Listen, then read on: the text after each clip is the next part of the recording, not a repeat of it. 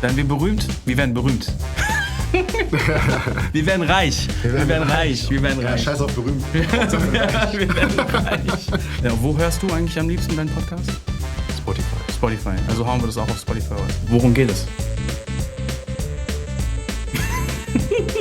Also wenn das jetzt hier irgendwie dazu führen sollte, mir einfach mal so eine Frage an den Kopf zu schmeißen. Keine Ahnung, Bro.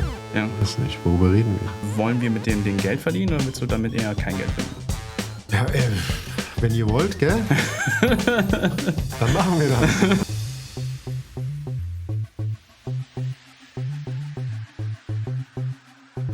Hi, was geht ab? Heute erste Folge. Was geht? Ini, was los? Super nervös.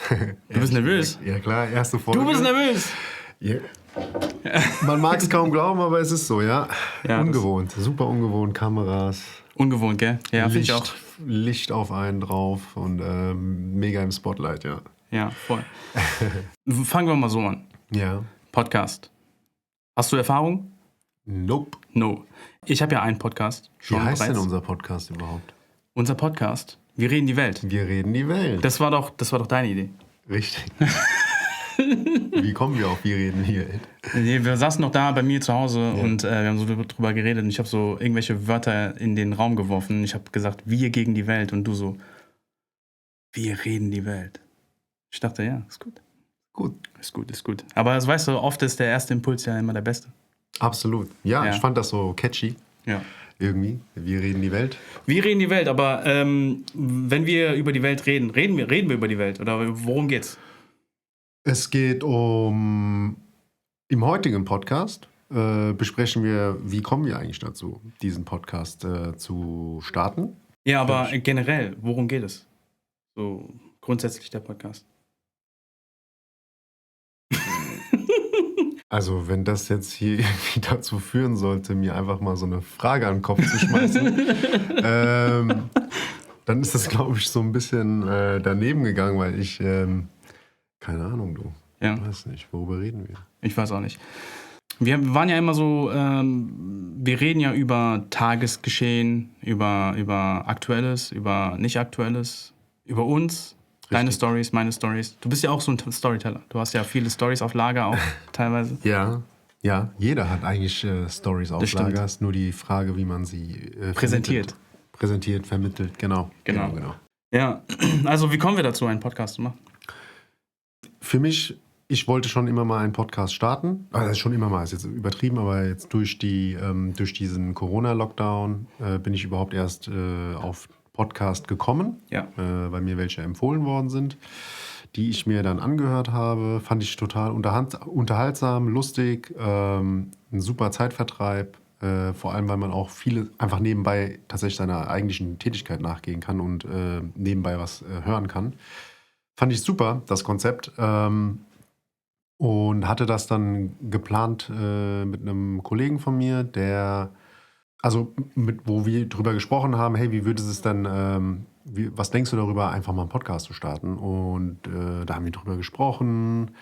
Und wir finden uns gegenseitig auch ziemlich lustig, muss man dazu sagen. Unsere Gespräche, die wir haben, wir lachen ziemlich viel. Und dann haben wir gedacht, ey, warum nicht das einfach in einen Podcast irgendwie integrieren? Aber das ist im Sande verlaufen letztlich. Also, um die Story kurz zu halten, ja, genau. Ja. Und bei dir? Bei mir ist so, ja, also ich habe halt ein Studio. Ja. Ich habe sowieso das ganze Audio-Equipment da. Ja. Und ich dachte, nach Corona könnte man eigentlich mehr probieren. Ich habe ja eigentlich auch einen anderen Podcast noch. Mhm. Der geht so ein bisschen über Gesundheit mit dem Alexei. Den kenne ich auch schon sehr lange auch. Ja, also der hat jetzt auch erst 3 Folgen. Der hat auch ein ganz anderes Konzept als wir. Ja. Und genau. Wir sind mehr so Richtung Entertainment, richtig?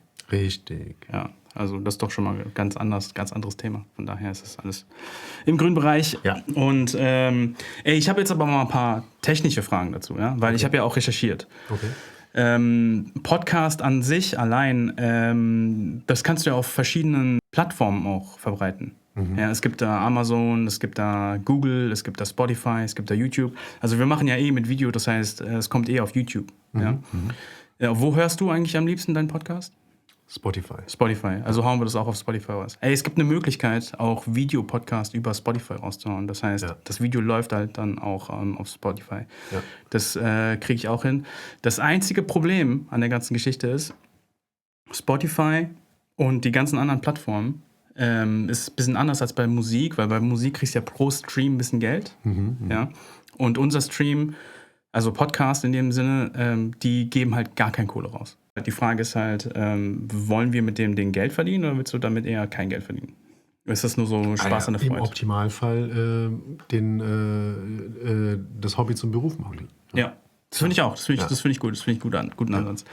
Jetzt, du hörst ja aber auch gerne Podcasts, ne? Auch Richtig. Deutschen Podcasts. Ich höre viel amerikanischen Podcasts. Und da sind die halt, da gibt es halt Werbeblöcke. Ja? Machen die das in den Deutschen auch? Ja. Ja? Und wie sieht das aus? Ich bin ja so ein Billigheimer. Ich bezahle nicht für Spotify. Echt? Ja, dann kann es natürlich daran liegen, dass deswegen Werbung geschaltet wird. Das weiß ich nicht, ob das gewollt ist oder nicht gewollt ist von den Podcastern. Ja. Ehrlich gesagt. Ja. Der Grund, warum ich frage, ist, reden die denn auch manchmal, hast du manchmal das Gefühl, dass sie Produktplatzierungen machen? Also wenn die so drüber reden Nein. also hier das und das. Ganz im Gegenteil. Ganz im Gegenteil, gar nicht. Also die sagen schon mal sowas und dann wird dann gleich immer so uiuiuiuiui. Ja, okay. Und dann werden dann eben dann noch die Konkurrenz dann noch genannt oder wie auch immer. Okay. Oder die sagen was und dann sagen sie, also jetzt nicht, dass die Zuhörer das jetzt irgendwie falsch verstehen, ich werde jetzt nicht bezahlt von denen. Ja, also das sagen die immer irgendwie, ja. Okay. Ja, aber machen wir das? Wollen wir das machen? Ja, wenn ihr wollt, gell? Dann machen wir das. Ja. Okay. Ja, also Podcast. Richtig. Ja, wir reden die Welt, erste Folge. Wir reden die Welt. Ja. Woher kennen wir uns eigentlich? Woher kennen wir uns eigentlich? Wir kennen uns durch einen gemeinsamen Freund, der uns quasi vorgestellt hat, durch, wie das halt früher war. Es war ja in der Oberstufenzeit gewesen. Ja, genau. Aber, ganz kurze Frage, bevor ich dich unterbreche nochmal. Nennen wir Namen? Nein. Nee. Aber wie wäre es, wenn wir Namen nennen und ich bieb die dann später raus? Weil so unterbricht das nicht den Flow und wir denken nicht drüber nach. Okay. Ja? Gut. Ja, findest du gut? Ja. Okay, dann weiter geht's. Unser ja, auf jeden Fall dieser gemeinsame Freund. Ja. Der hatte mir öfter von dir erzählt. Also, ich habe auch einen koreanischen Kumpel, wie auch immer, bla bla bla. Und und irgendwann, also nach relativ langer Zeit, weil ich glaube, du kanntest auch schon längere Zeit. Ne? Ja, so ein bisschen, Zeitpunkt. Ja, genau. Ja. Nach längerer Zeit gab es dann irgendwie war das ein Grillabend? Ich glaube, es war ein Grillabend in seinem Garten. Und dann, da warst du auch da. Ich war da mit anderen Freunden noch. Und da habe ich dich, glaube ich, zum ersten Mal gesehen. Und überraschenderweise zum ersten Mal, weil ich kannte dich wirklich nicht. Auch nicht vom Namen, gar nicht. Ja. Und ich glaube, das beruht dir auf Gegenwärtigkeit. Ja, voll. Also, wenn du mich nicht gesehen hast, habe ich dich ja wahrscheinlich auch nicht gesehen. Ja, weiß nicht, ich bin ja schon ein bunter Vogel. Ne? Das stimmt, ja. Mich kennen, glaube ich, mehr Leute, als ich Leute kenne. Aber das war interessant, weil es gibt immer so einen Schlag Koreaner, den ich gar nicht kenne. Selbst noch nicht mal vom Sehen her. Ja. Weil das ist ja dieses gehe ich in die Kirche, gehe ich in die evangelische Kirche oder gehe ich in die katholische Kirche. Ja. Und dann kann es auch teilweise sein, dass man die gar nicht kennt. Das stimmt, das stimmt auch. Tatsächlich, genau. Ja. Aber es ist trotzdem ungewöhnlich, weil wir beide, also ich komme aus Frankfurt, du aus der Nähe von Frankfurt. Und irgendwie gibt es ja eigentlich immer Berührungspunkte, wo man sich mal über den Weg gelaufen sein könnte. Aber das war ja bei uns ja überhaupt nicht der Fall. Echt seltsam tatsächlich. Aber ja, hat sich ja dann herausgestellt, wir hatten ja noch mehrere gemeinsame Freunde. Genau. Also auch, weil du in der Schule dann, glaube ich, Klassenkameraden oder Schulkameraden zumindest hattest, mit denen ich befreundet bin, nach wie vor. Und also umso erstaunlicher, wie gesagt, dass wir uns überhaupt nicht kannten. Ja. Genau, und dann haben wir uns an diesem Abend kennengelernt. Lustig, feuchtfröhlich, Rap-Battle. Nee, nicht Rap-Battle, Freestyle. Freestyle, ne? Ja, Freestyle. Freestyle. Viel getrunken auch, gell? Viel getrunken, bisschen durchgedreht, bisschen einen hinter die Binde gekippt. Ja, Hast du eigentlich noch Kontakt zu denen? No. Gar nicht? Gar nicht. Das ist interessant, weil ich habe zu denen auch keinen Kontakt mehr. Ja, Wahnsinn. Gar keinen mehr. Echt komisch, ja. Also wirklich, weil das ist, glaube ich, der Lauf der Dinge so ein bisschen. Nach der Schule also egal wie eng man miteinander war während der Schulzeit und auch nach der Schule, dass man sich dann getroffen hat und irgendwie Sachen miteinander gemacht hat, unternommen hat, ist nach der Schule, nach dem Abitur wirklich komplett null Kontakt mehr vorhanden. Ja. Okay. Ey, erzähl mir eine Geschichte aus der Schule. Ich erzähle eine Geschichte aus der Schule. Ja, aus der Schulzeit. Mit den Leuten. Mit den Leuten? Ja, mit den Leuten. Oh mein Gott. Also die Leute, die wir an diesem Abend, die Leute, die an dem Abend waren, die kannte ich schon seit der Mittelstufe tatsächlich. Ja. Ich bin ja in der 6. Klasse bin ich sitzen geblieben. Da habe ich eine Ehrenrunde gedreht. Ja. Und dann bin ich in die Klasse gekommen von, ich glaube, 2 der Leute, die da waren. Okay. Ja, und dann, ja, wir sind sogar aus demselben Ort gekommen. Also waren quasi Nachbarn, mehr oder weniger. Haben dann dadurch natürlich viel Zeit auch nach der Schule miteinander verbracht. Den konnte ich überhaupt nicht leiden. Nee, gar nicht? Null, ja, okay. Null. Also der war wirklich in der Zeit in der Parallelklasse oder sowas. Und den konnte ich nicht leiden. Ich war laut. Ich war ein lauter Junge. Er war auch super laut. Der war super laut, ja? Ja, super auffällig. Er war auch riesengroß, ne? Riesengroß. Auch für sein Alter damals schon riesengroß gewesen. Nee, ich weiß nicht. Ich bin mit seiner Art nicht klargekommen. Ich habe einfach eine Antipathie gegen ihn gehabt. Und ja, wie es der Zufall wollte, wurde unsere Klasse aufgelöst. Die Gründe, ehrlich gesagt, weiß ich gar nicht mehr genau. Ehrlich gesagt, weiß ich gar nicht mehr. Jedenfalls hätte ich in eine Klasse gesollt... Nee, Entschuldigung, nein, ich habe jetzt komplett verdreht. Unsere Klasse wurde nicht aufgelöst, sondern der Klassenlehrer hat sich geändert. So, und dieser Klassenlehrer... Der hat sich geweigert, mich in seine Klasse zu nehmen. Warum? Weil ich ein viel zu lieber Schüler war. Ja, ich war einfach viel zu brav und damit kam er nicht klar. Naja, jedenfalls, der hat sich geweigert, hat gesagt, nee, den will ich nicht. Ich übernehme gerne diese Klasse. Das war ein Riesenpolitikum anscheinend. Ja, und dann, keine Ahnung, dann hat sich halt ein anderer Lehrer hat sich dann erbarmt und mich in seine Klasse genommen. Und das war die Klasse, in die auch der gegangen ist. So. Ja, und ich hatte halt ein paar loyale Freunde, die mit mir gekommen sind, quasi in diese Klasse. Ja, die hatten die Wahl, oder was? Du hast ja manchmal gar nicht die Wahl, welche Klasse du gesteckt bist. Wie gesagt, ich krieg's nicht mehr so ganz auf die Reihe, so die 100%ige Story. Ja. Aber auf jeden Fall...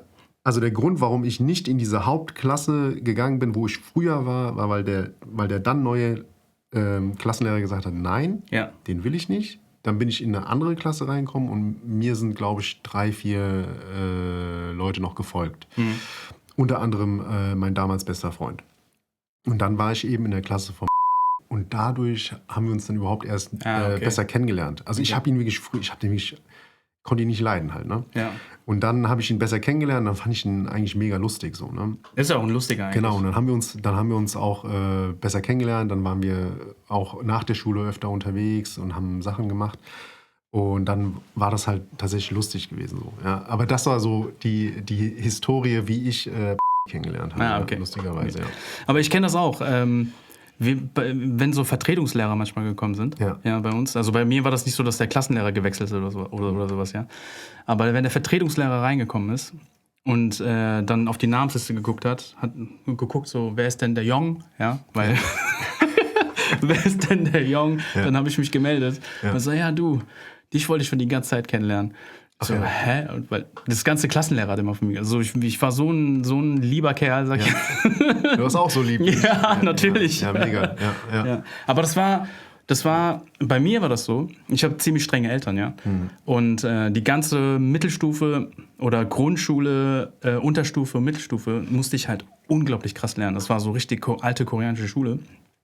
Und in der Schule konnte mir keiner was, also nicht mal der Lehrer. Also ich habe so richtig krass gestört, aber weil ich das so gepaukt habe zu Hause, hat er mich an die Tafel geschickt und ich habe immer 100% alles richtig gehabt. So, ne? Auch so Mathe und so, weißt du, ich meine. Es war wirklich krass. Warte mal.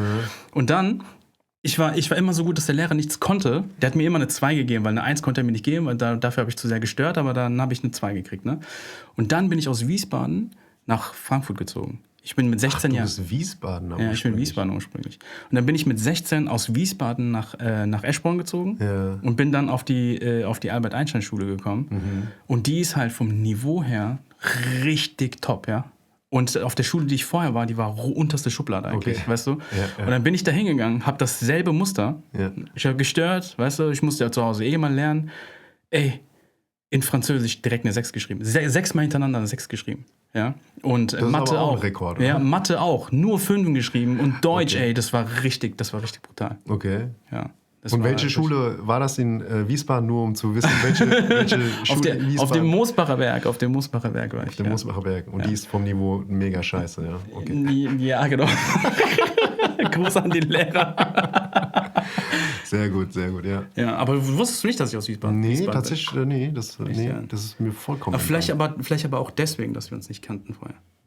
Ja, das erklärt es natürlich. Warst du eigentlich in der koreanischen Schule? Ja, aber nur in der Grundschule. Ah, okay. Und dann habe ich aufgehört, ja. Ja, weil ich war ja dann erst später, als ich dann nach Frankfurt gezogen bin, war ich dann da in der koreanischen Schule. Okay. Ja. Ey, in der koreanischen Schule hat man nur Scheiße gebaut, gell? Ohne Scheiß. Du gehst samstags, du gehst samstags in die koreanische Schule, ja. Und du lernst dann von den anderen Koreanern die ganze Scheiße und nimmst die dann montags mit in die richtige Schule. Weißt du, aber ich dachte, wir sind doch alle immer so lieb und nett. Und immer so gut in der Schule und so strebsam. Ja, genau. Ja, genau. Nein? Nein, gar nicht.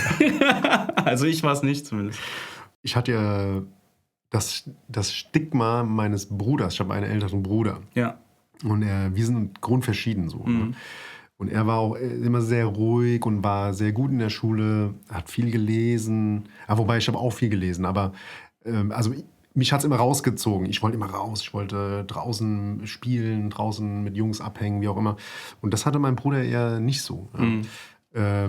Weswegen ich mir quasi den Weg auch ebnen musste, meinen Eltern gegenüber. Ja. Ah, okay, also ich hatte niemanden, der das irgendwie für mich vorgekämpft hätte oder sowas.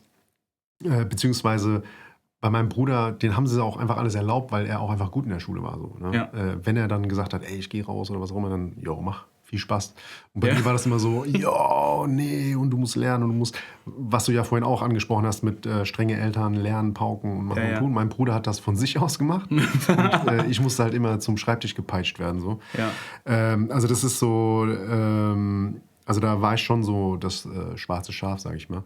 So viel Ärger gehabt in der Schule, viel dummes Zeug gemacht, Schulverweis, Lehrerkonferenz. Also meine Eltern tun mir echt leid, weil die echt öfter vorsprechen mussten, weil ich wieder irgendeinen Kram gemacht habe. Aber davon mal abgesehen, ja, kommt es natürlich auch oft vor, dass mir dann Sachen in die Schuhe geschoben worden sind, die ich überhaupt nicht verbrochen habe. Ja. Das ist auch immer so ein... Ach komm. Doch, nein, Moment. Komm. Du kennst doch, das fängt ja an mit...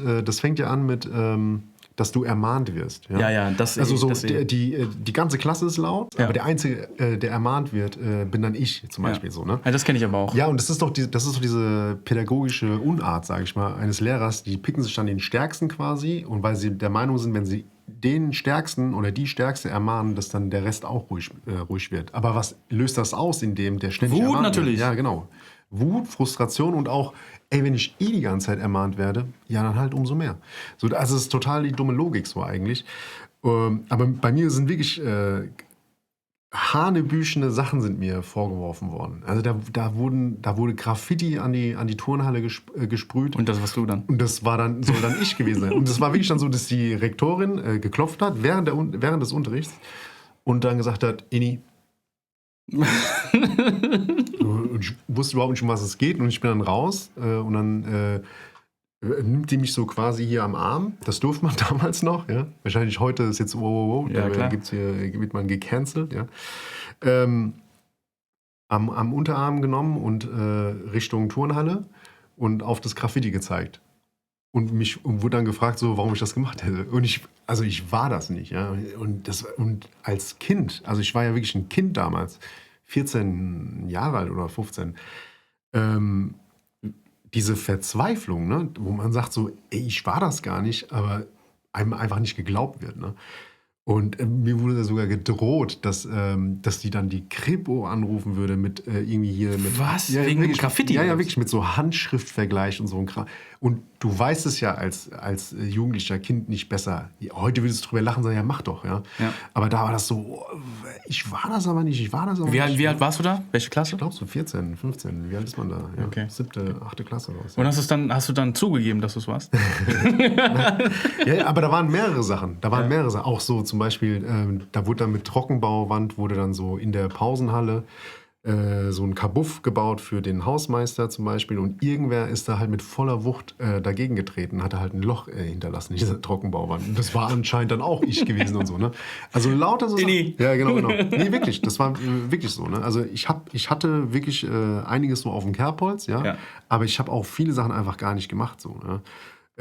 Und das meine ich halt so mit diese komische Pädagogiklogik oder was das ist. Man schnappt sich einfach die Trefferquote ist schon relativ hoch oder so. Oder keine Ahnung, was das ist. Ja, man beschuldigt dann einfach jemanden. Ich habe mich aber bei sowas, unglaublich rausgewindet. Ja. Also ich konnte mich da relativ schnell gut rausfinden, okay. Dass ich das nie, mir wurde sowas nie angekreidet. Ja. Ich wurde zwar immer ermahnt in der Schule, aber ich war immer so ganz knapp vor der Schulkonferenz. Ganz knapp und dann die Lehrer so, ach, der ist schon Störenfried, aber wir trauen ihm das nicht zu. Ja, so, aber genau, die Sache ist ja, wegen was bist du aufgefallen? Ja, weil du halt Quatsch und Klamauk machst im Unterricht oder sowas. Ja. Bei mir waren es ja Quatsch und Klamauk im Unterricht, aber auch andere Sachen. Ja. Das Witzige ist, mir ist sowas Ähnliches passiert, aber von der anderen Seite, pass auf. Ich habe damals, als ich auf Moosbacher Werk war, ich konnte ja schon immer gut malen. In dieser Kackschule meinst du da? Ja, in dieser Kackschule, genau. Ich konnte ja schon immer gut malen. Ja. Und dann habe ich 2 Charaktere gemalt, die unseren Rektoren sehr ähnlich waren. Der Rektorin und den Vizerektor. Ne? Ja. Und den stellvertretenden Schulleiter, den hatten wir in Mathe. Es war echt ein richtiger... Netter Mensch. Genau. Und ich habe halt die beiden in einer Missionarsstellung okay. an die Wand gemalt und einfach meine Fresse gehalten. Ja. Und ich habe so gesehen, wie einer deswegen eine Schulkonferenz bekommen hat. Und da hast du immer noch... Ich habe einfach, weißt du, ich hätte auch hingehen können und sagen so, ey, ich war's, aber ich hatte viel zu viel Schiss, weißt du, ich meine. Ich habe es dann am nächsten Tag weggemacht, und keiner, also, weißt du, nur so, dass ich nicht gesehen wurde, so, ne? Aber da wurde dann einer hin und der wusste ja auch nicht, dass ich das war, weil keiner wusste, dass ich das war, weißt du. Ich habe dann einfach im Stillen und habe mir so ein bisschen Sorgen gemacht. Ja. Und nachhinein betrachtet hätte ich eigentlich hingehen sollen und eigentlich sagen müssen, ich war es, aber ey, ich war jung. Ich meine, das ist die Sachen, deswegen sage ich halt so Sachen, was sind die Gründe, weswegen du negativ aufgefallen bist? Ja. So, ja. Bist du als aggressiver Mensch aufgefallen oder eben nicht? So, und bei mir war das tatsächlich so, ich bin tatsächlich auch ab und zu als aggressiver Mensch aufgefallen. Ja? Okay. Ich habe mich, keine Ahnung, also bei mir, was mich so total triggert, ist so, wenn ich mich ungerecht behandelt fühle. Ja. Ja? Und das war dann sowas wie zum Beispiel, die ganze Klasse ist laut, wer wird ermahnt? Ich werde ermahnt. Und das hat bei mir so eine unglaubliche Wut ausgelöst, dass ich dann teilweise auch überreagiert habe. Und dann auch den Lehrer oder Lehrerin angeschrien habe und was weiß ich, auf jeden Fall war nicht schön, um Gottes Willen. Ja, und wenn du dann halt so auffällst oder auch Raufereien auf dem Schulhof, ne, keine Ahnung, da wird man dann eher in so eine Schublade geschoben. Naja, okay, dann kann er natürlich auch Graffiti machen oder eine Trockenbauwand eintreten. Ja. Also, ja, das waren halt so Sachen, also die total... manchmal so ein bisschen aus dem Ruder gelaufen. Aber hattest du das Gefühl, dass du auch so ein bisschen wegen deiner Herkunft, weil du halt ein Schwarzkopf bist? Oder so gar nicht? Oder? Nee, also das würde ich jetzt nicht sagen. Nee. Nein. Also jetzt nicht, nein. Das würde ich jetzt kategorisch ausschließen. Vor allem, weil ich ja auch auf dieselbe Schule gegangen bin wie mein Bruder. Ich glaube, das war eher so, der süße kleine Bruder vom Lieben, ne? Ja. Und ich war dann halt überhaupt nicht so. Ja, okay. Bei mir war das anders, weil ich habe eine jüngere Schwester. Ja. Und sie war halt der Bruder, sie war die jüngere Schwester von dem Sternfried Chong. Weißt du? Ja. Aber sie ist auch, so, keine Ahnung, sie ist auch immer relativ gut durchgekommen. So, ne? Also sie ist ja komplett auch das Gegenteil von mir. Ja. So, ich bin ja immer so rough und hab mich auch mit meinen Eltern voll gefetzt. Ja? Mit allem gefetzt. So. Auch wenn ich mehr so... also wenn die mich ungerecht behandelt haben, bin ich nicht aggressiv geworden. Ne? Ich hab dann so die Aggression so ein bisschen geschluckt, ja, und habe dann aber trotzdem gemacht, was ich wollte. So, ne? So einer war ich. Also wenn meine Eltern mir irgendwas verboten haben, habe ich so gemeint, ja, okay, aber ich habe nicht dafür gekämpft. Ich habe einfach, wenn die nicht hingeguckt haben, habe ich einfach gemacht, ja. Und meine Schwester ist ja ganz anders. Die ist ja auch... die hat immer für alles gekämpft und sie ist so auch so voll die war auch gut in der Schule. Ja, das ist der Schlüssel zum Erfolg. Ja, dann wird dir auch mehr erlaubt am Ende des Tages. Das stimmt, ja. Weil das ist ja dann das Vertrauen der Eltern da. Ja. Okay, er oder sie macht das schon. So, ne? Ja, genau. Und bei uns beiden war es halt so, ja gut, wenn wir den nicht an der kurzen Leine halten, dann eskaliert das Ganze. Und da muss ich auch sagen, ich meine, ich weiß nicht, wie es für dich war, aufzuwachsen im Elternhaus, war das für dich, also so, ich sag jetzt mal, traumatisch oder so? Ja, ich hatte schon meine traumatischen Erlebnisse, so auf jeden Fall. Ja, also, weil, das war für mich, guck mal, ich weiß nicht genau, wie es für dich war. Ja. Sprichst du Deutsch mit deinen Eltern oder Koreanisch? Das ist immer so ein Mischmasch. Ja. Weil bei mir war das so, mein Vater war immer so, ey, du bist Koreaner und ein Koreaner muss Koreanisch sprechen. Und zu Hause wird nur Koreanisch gesprochen. Und wir haben richtig Ärger bekommen, wenn wir Deutsch gesprochen haben. Okay. Es gab so einen Tag, da habe ich mich mal lustig gemacht über meinen Vater, weil der so auf Deutsch geredet hat. Also der hat so telefoniert und hat dann so auf Deutsch gestottert. Und ich war so, keine Ahnung, als ich so klein war, ne, irgendwann. Und ich habe so richtig Ärger gekriegt, dass ich danach nie wieder auch einen Ton über das Deutsch von meinem Vater geredet habe oder generell Deutsch zu Hause gesprochen habe. Deswegen war das für mich auch so zwei Welten. Sobald ich nach Hause gekommen bin, war ich in Korea, ne? Und sobald ich die Tür verlassen habe, war ich in Deutschland. So war das auch ein bisschen. Und das war dann aber auch so ein bisschen, dass ich mir immer so eine... Ich weiß gar nicht, was die richtige Maske ist. Ja? Aber ich habe mir immer eine Maske aufgesetzt, wenn ich zu Hause war. Weil dann war ich der Koreaner und dann gehe ich raus aus der Haustür und habe mir eine neue Maske aufgesetzt und dann war ich der Deutsche.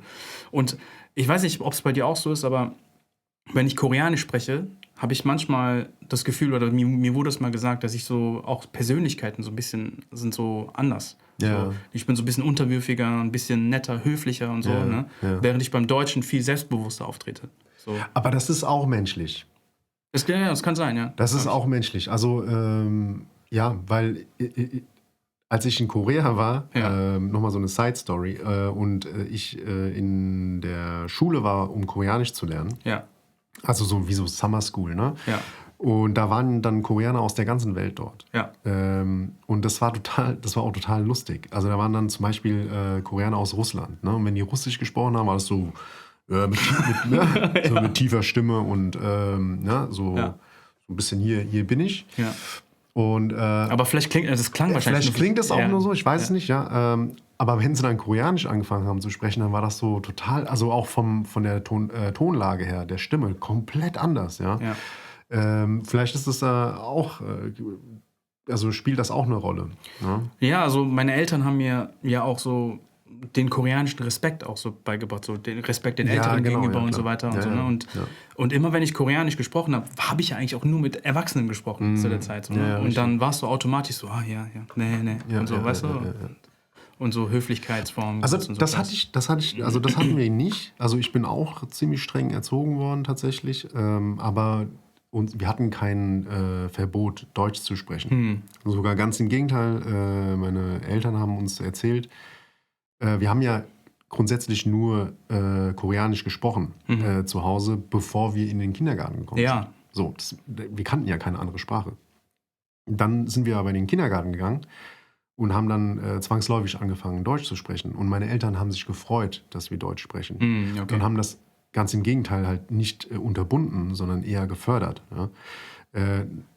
Klar, die Kehrseite der Medaille ist, ich habe super schnell mein Koreanisch verloren. Ja. Und konnte lange Zeit super schlecht Koreanisch. Das ist erst besser geworden, als ich dann nach dem Abitur nach Korea bin, für ein paar Monate. Und dann auch in koreanischen Firmen danach gearbeitet habe, wo ich dann auch jeden Tag Koreanisch sprechen musste. Ja. Richtig, ja, bei mir war das ähnlich. Trotzdem war das bei mir so, dass ich zu Hause Koreanisch sprechen musste. Aber ich musste, bis ich so in der 8. Klasse war oder 9. Klasse war, musste ich halt zum Deutsch-Nachhilfeunterricht. Ja. Echt? Da war ich einmal in der Woche. Ach so, aber nicht, weil du kein Deutsch kannst, sondern weil du Grammatik oder was? Ich war voll die Null in Grammatik. Also, guck mal, meine Eltern, ich bin ja das erste Kind. Ja. Meine Eltern wussten nicht, dass man Kinder in Deutschland zum Kindergarten bringen muss, ja, oder schicken muss. Ja. Beziehungsweise wahrscheinlich wusste sie das, aber sie wusste nicht wie. Okay. Ja. Und dann war ich, bis ich 5 Jahre alt war, habe ich zu Hause gelebt. Also war ich nicht im Kindergarten. Okay. Und dann war ich 5 und ich konnte kein Deutsch. Ich konnte nur Koreanisch. Ja, ne? Und dann bin ich mit 5 da reingekommen und mit 6 kommst du ja schon in die Schule. Ja. Und ich habe so ein schlechtes Deutsch gehabt. Und irgendwann in der 3., 4. Klasse habe ich mir das natürlich auch auswendig gelernt und so. Und meine Eltern haben dann aber gesagt so, ey, wir schicken dich jetzt zur Nachhilfe. Und dann bin ich in der 3. Klasse in die Nachhilfe gekommen, 2-mal in der Woche, zu Frau Röder. Ja. Und meine Eltern wollten immer, dass ich da hingehe, bis zur 7., 8., 9. Klasse war ich dann immer da. Und so habe ich halt eigentlich Deutsch gelernt. Ja. Okay. Krass. Ja, und ich weiß nicht, meine Eltern, das war nicht so, dass sie gesagt haben, ey, sprich Deutsch. Das war bei uns gar nicht so. Ja, aber das habe ich ja gemerkt, als ich dich kennengelernt hatte auch, dass du viel besser Koreanisch kannst als ich. Das lag aber, ja, okay, gut. Ja klar, das liegt ja auch an der Erziehung. Das liegt auch so ein bisschen daran, aber dann, das liegt auch voll koreanische Firma auch. Ich hatte ja auch ganz viele nur Korean Freundinnen. Also hatte ich ja auch. Ja, also okay. Es war ja so der Anfang, die allererste Freundin war eine Freundin, die ich aus der Kirche kennengelernt hatte. Ne? Und ich war ja immer nur mit Koreanern zusammen eigentlich. Bis auf jetzt mit der ich jetzt zusammen. Ja. Okay, ja, aber siehst du, also das meine ich ja. Also bei mir ich hatte so lange Zeit gar keine Berührungspunkte. Also beziehungsweise mit koreanischstämmigen Freunden, aber wir haben Deutsch gesprochen miteinander. Ja. Also, zu Hause habe ich überwiegend Deutsch gesprochen, so ein Kauderwelsch mit ein paar koreanisch eingeworfenen Wörtern so. Ne? Ja. Und deswegen habe ich wirklich super schlecht Koreanisch gesprochen.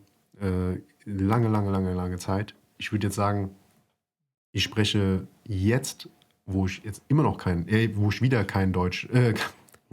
kein Koreanisch spreche, im Alltag oder so, spreche ich trotzdem Welten besser, als ich damals so zur Mittelstufen-, Oberstufenzeit gesprochen habe.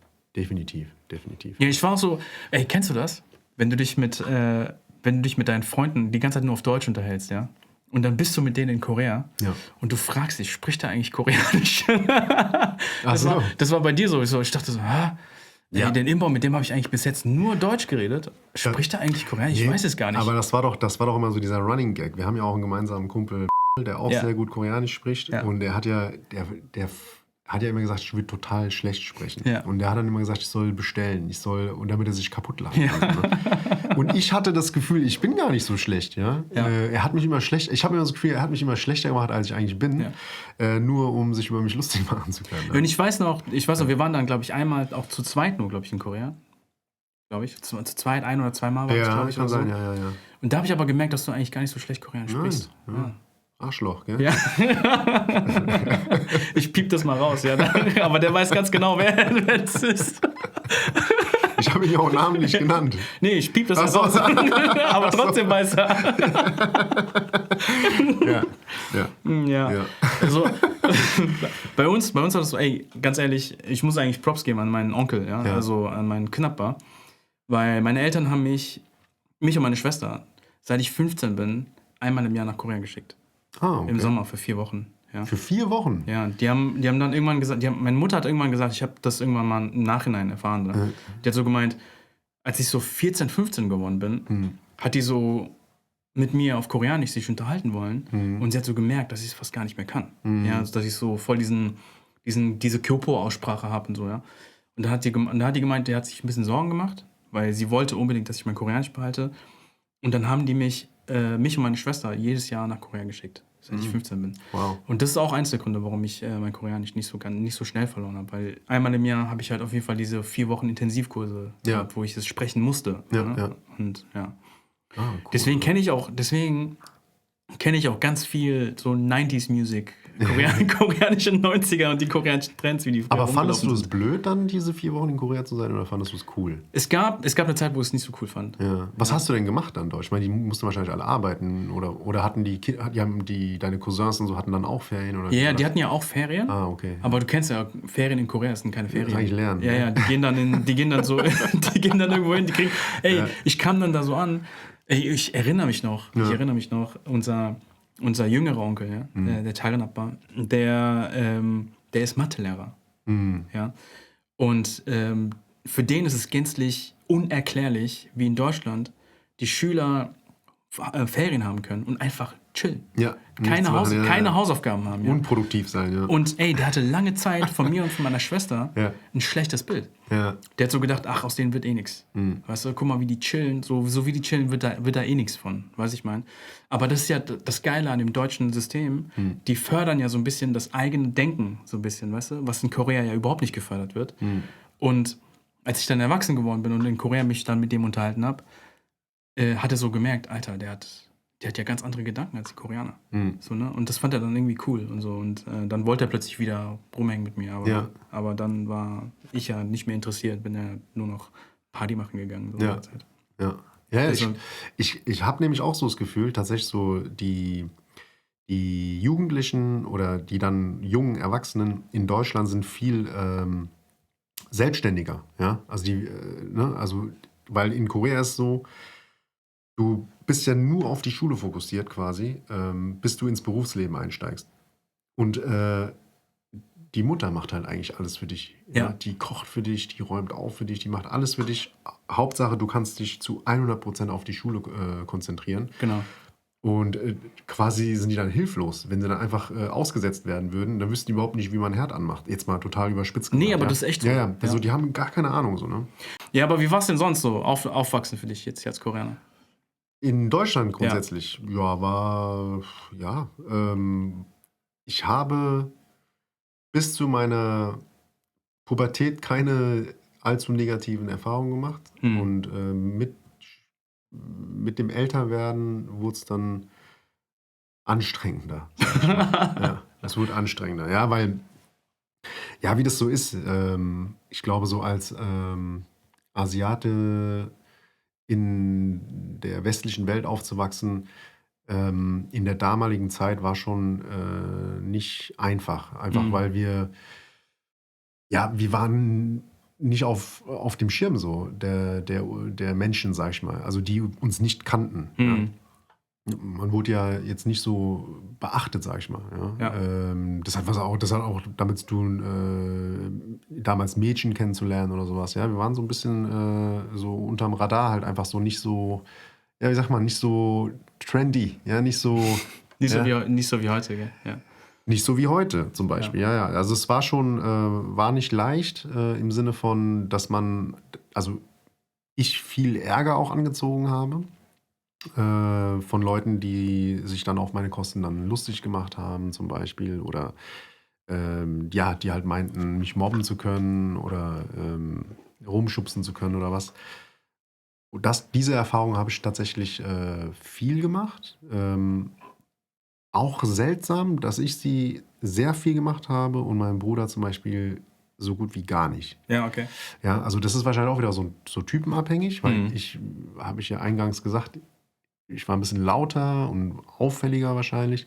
Und dann haben sich Leute eventuell dadurch angegriffen gefühlt oder wie auch immer herausgefordert gefühlt. Und dann haben sie halt gemeint, mich dann irgendwie anmachen zu müssen. Ja, aber was meinst du denn mit anmachen? Sag mal, also haben sie Ching Chang Chong gesagt oder so Bruce Lee genannt oder Jackie Chan? Halt diese ganzen üblichen Dinge, um halt eine Reaktion auszulösen. Ja, guck mal, das hast du ja nicht nur du erfahren, das habe ja ich auch erfahren. Ja, das habe mit Sicherheit nicht nur ich erfahren. Aber ich habe es oft gar nicht so als Angriff gegen meine Person einfach genommen manchmal, weißt du, ich meine? Also so, natürlich ist es behindert. Ja, nein, es kommt ja auch, es kommt auf die Situation natürlich an. Ja. Es kommt auch auf die Art und Weise, wie es derjenige, welcher sagt, an.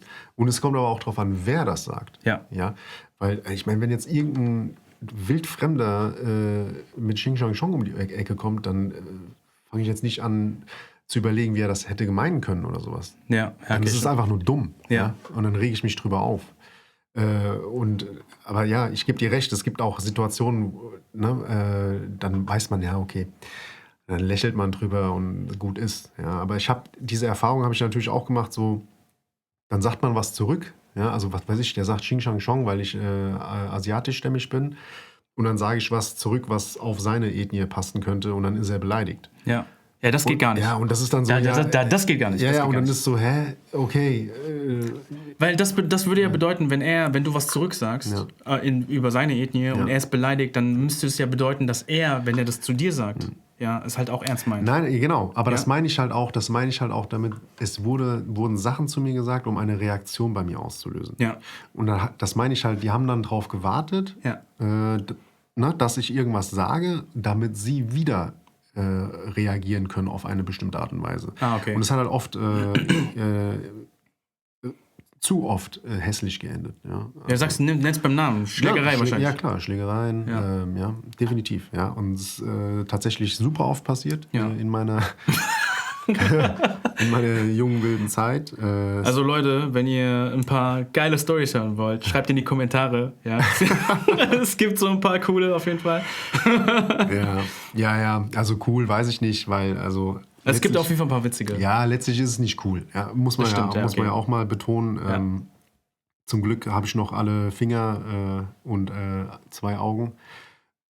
Es hätte auch anders ausgehen können. Okay. Tatsächlich. Es waren schon viele Sachen, die echt nicht schön waren. Ja. Auch ins Auge hätte gehen können. Auch ins Auge hätte komplett anders hätte ausgehen können. Auch für den Gegenüber anders ausgehen können. Ja. Also wie gesagt, da bin ich froh, dass das nicht so weit gekommen ist. Ich muss ja dazu sagen, so, ich habe ja lange geboxt auch. Ja. Mhm. Aber ich glaube, dass ich noch nie. Ja, also ich habe natürlich schon mal so ein bisschen auch gerangelt und so, ja, und auch so Anzeichen gemacht, sag ich mal. Aber ich glaube, ich habe noch nie jemanden mit der Faust mit voller Wucht ins Gesicht geschlagen, glaube ich. Ja, und das so, weil ich weiß nicht genau, ich glaube, ich bin auch so ein bisschen, was das angeht, ein bisschen ängstlich. Ich bin eher so der Clown, und habe mich dann hinter Menschen wie dir versteckt, wenn es dann hart auf hart kam. Du hast dich aus dieser Situation rausgeklaut. Ja, genau. Bist du so weg. Ja, genau. Es gibt dann natürlich auch Situationen, wo ich hätte auch anders reagieren können, so, oder hätte anders reagiert, so, aber es war halt immer. Bin immer irgendwie anders aus der Situation rausgekommen. Ja. Nee, weißt du, was das Problem bei mir ist? Ich weiß nicht, ob man das Jähzorn nennt oder sowas. Weil es war ja nicht so, dass ich jedes Mal, wenn irgendwie so eine Situation entstanden ist, dann sofort in eine Schlägerei gemündet wäre oder was. Nein, das nicht. Aber was jedes Mal der Fall war, wenn es nicht in eine Schlägerei gemündet ist und ich dann nach Hause gegangen bin, ich konnte wirklich manchmal wochenlang nicht schlafen. Wirklich? Ja, weil mich das so beschäftigt hat. Krass.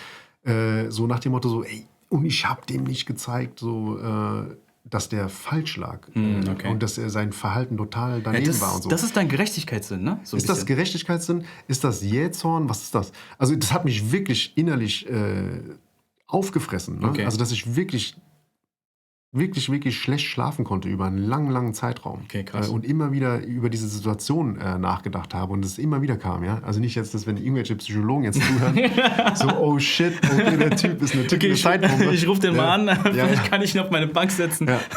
Nee, wirklich, also das war wirklich, war wirklich schlimm. Ja.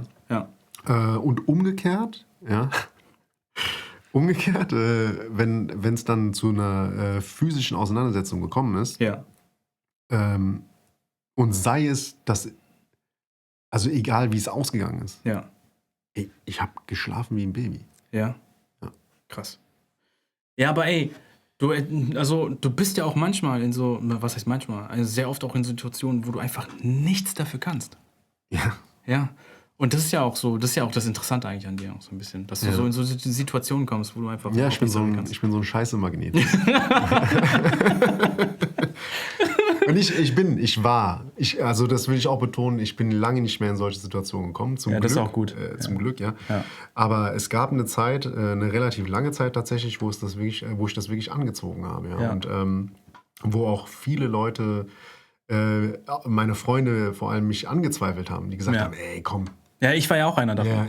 Ja, du hast doch bestimmt irgendwas gemacht, ne? Ja. Aber die haben dann diese Situation tatsächlich auch miterlebt. Ja. Also die waren dann live dabei, wie so eine Situation entstanden ist. Und die dann auch gesagt haben, ey krass, Wahnsinn, ja, hammerhart. Ja. Okay, also ist doch was dran, dass du tatsächlich nichts gemacht hast.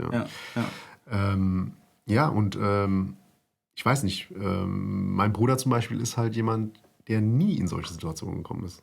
Ja, ich bin auch so einer, weil du geredet hast, dass du dann 2 Wochen lang nicht schlafen konntest, ja. Ey, wenn irgendwas war oder so, ne, wenn ich irgendwie rassistisch angemacht worden bin oder irgend so eine Diskriminierung passiert ist oder sowas, ne. Ich habe mich dann in dem Moment aufgeregt, habe es vielleicht gerade gestellt, vielleicht auch nicht, ja, habe mich so rausgeklaunt von mir aus, ja. Aber ja, kann ich mir tatsächlich gut vorstellen.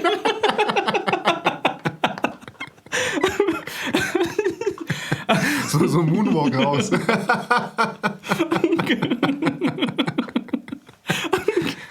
aber mich hat das nicht lange beschäftigt. Ja. Weißt du, ich weiß nicht, ich war wahrscheinlich auch gut im Verdrängen und so, ne? Aber mich hat das einfach nicht lange beschäftigt, weil ich einfach wusste, so, ey, weißt du, so ein Typ hat es einfach auch nicht verdient, meine Lebenszeit, weißt du, dass ich meine Lebenszeit in Anspruch nehme und über ihn nachdenke, weißt du, ich meine. Also klar, grundsätzlich ist das natürlich alles scheiße, so, wenn sowas passiert, aber mir war das eigentlich egal. Hast du dich eigentlich eher zu den Deutschen zugehörig gefühlt oder generell aus? Also du bist, wie ich meine, wir sind ja Ausländer, aber du bist ja auch trotzdem in Deutschland. Warst du so mehr mit den Ausländern unterwegs, mit anderen Ausländern unterwegs oder mit wem hast du dich gleichgesinnt gefühlt? Also nee. Da gibt es keine Präferenzen und so. Ja. Also ich bin auch jemand, der immer mehrere Freundeskreise hatte. Ja. Ich hatte nicht immer nur einen Freundeskreis, sondern ich hatte immer mehrere Freundeskreise. Ja. Und das beinhaltet natürlich dann auch die unterschiedlichsten Herkünfte auch. Ja? Also nee, aber ich habe, klar, also wie ich auch schon mal gesagt hatte vorhin, als Asiate in Deutschland ist man natürlich auch im Alltag öfter mal einfach ignoriert worden oder so, ja, oder man ist nicht beachtet worden oder man ist unterschätzt worden oder wie auch immer. Was aber jetzt nicht, wo ich jetzt dann nicht gesagt habe, ja, ich hasse Deutsche oder sowas, um Gottes Willen. Weil umgekehrt habe ich dann mit anderen Herkünften mich zum Beispiel geprügelt oder so. Ja. Okay. Aber da habe ich dann auch nicht gesagt, die sind scheiße oder so, alle über einen Kamm geschert, weil ich das tatsächlich, sind ja Individualisten, also die scheiße sind. Also einzelne Menschen. Richtig, sind einzelne Menschen und ich hatte tatsächlich Freunde von all diesen Herkünften auch. Also von daher, also ich habe das nie, könnte ich jetzt nicht einordnen zu sagen, so, nee, ich habe mich eher deutsch gefühlt oder eher ausländisch, eigentlich nicht. Okay. Ja, aber was ich sagen kann, ist, dass tatsächlich ich früher also es gibt ja immer so, ich hatte mehrere Freundeskreise, aber es gibt dann immer so einen Freundeskreis, sag ich mal, mit dem man tatsächlich dann eher 80-90% seiner Zeit dann verbringt. Ja, genau. Und da muss ich sagen, so in der Mittel- und Oberstufe waren das eher tatsächlich deutsche Freunde. Das war bei mir genauso. Ja. Nach der Schule hat sich das sehr gewandelt, fand ich. Genau. Ich habe jetzt heute, glaube ich, lass mich nicht lügen, zwei wirklich gute deutsche Freunde, glaube ich. Und alles andere sind Asiaten. Asiaten? Okay. Hauptsächlich, aber ich würde mal sagen, nicht Deutsche. Ja? Okay. Es sind auch nicht Asiaten dabei, aber sind halt nicht Deutsche. Ja. 2, warte mal, vergesse ich da irgendjemanden? Nee, ich glaube nicht.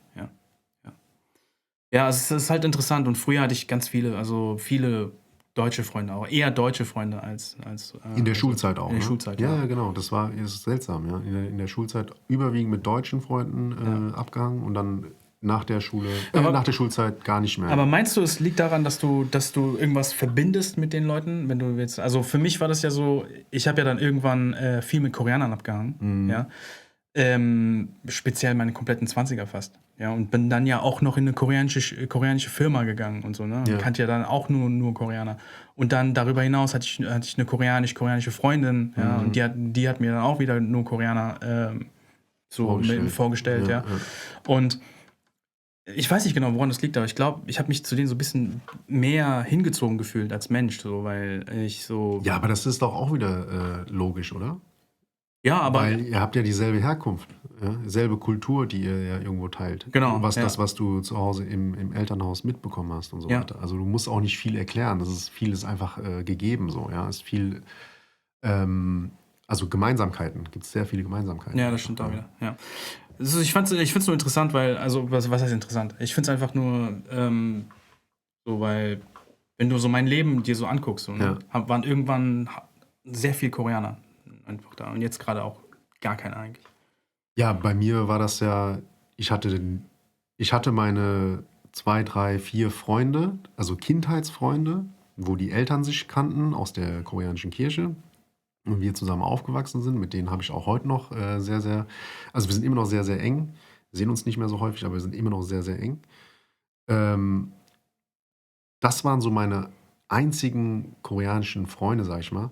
Und dann hatte ich nur nicht-koreanische Freunde.